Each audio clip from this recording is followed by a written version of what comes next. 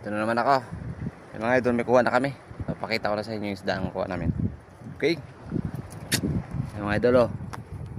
Dali naman tayong isdang danoy or ilak kung tawagin sa amin. Ano, dami, oh. Tapos meron pa tayo dito mga idol, oh. Kadali naman ng lobster. 2 piraso yung mga idol. Ayan, oh. Wow. Lobster mga idol. Quality. Sarap na naman ito. Kasi yung ilak ko, sarap niyan ihawin. Taba niyan mga idol. Tapos yan, meron pa yung samaral, oh. Yan. Ito masarap mga idol, oh. Lagain lang to, the best na.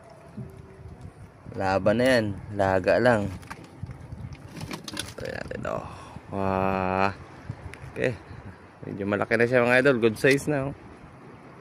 Wow. The best. 2 piraso siya.